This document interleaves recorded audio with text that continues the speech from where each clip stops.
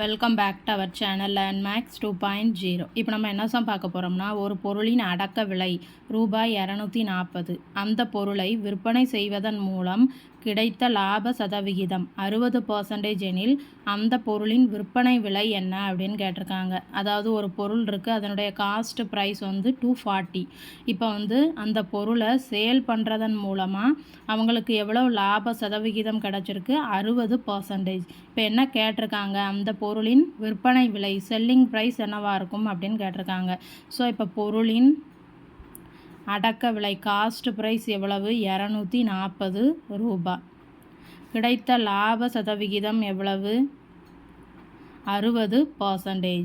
So அப்போ அந்த பொருளின் விற்பனை விலை என்னவாக இருக்கும்?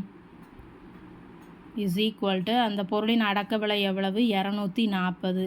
இந்த விலையின் 160% இருக்குமா? அப்படின்னா தான் அவங்களுக்கு எவ்வளவு லாபம் கிடைக்கும்? 60%. அதாவது இப்போ 240னா இப்போ 100%னா 240 ரூபாய்க்கு விற்றுருப்பாங்க. இப்போ எவ்வளவு லாப சதவிகிதம்? 60%. ஸோ அப்போ 160%ன்னு இருந்தால் தான் அவங்களுக்கு லாபம் எவ்வளவு கிடைக்கும்?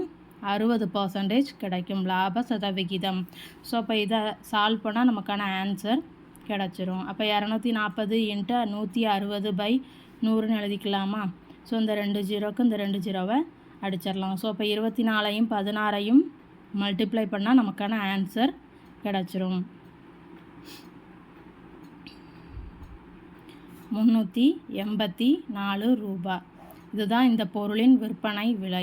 அதாவது லாப சதவிகிதம் 60%னா அதனுடைய விற்பனை விலை எப்படி இருக்கணும்? 240. அடக்க விலையின் 160%ஆக இருந்தால் தான் லாப சதவிகிதம் 60%ஆக இருக்கும். வீடியோ பிடிச்சிருந்தால் சேனலை சப்ஸ்கிரைப் பண்ணுங்கள், வீடியோவை ஷேர் பண்ணுங்கள். தேங்க்யூ.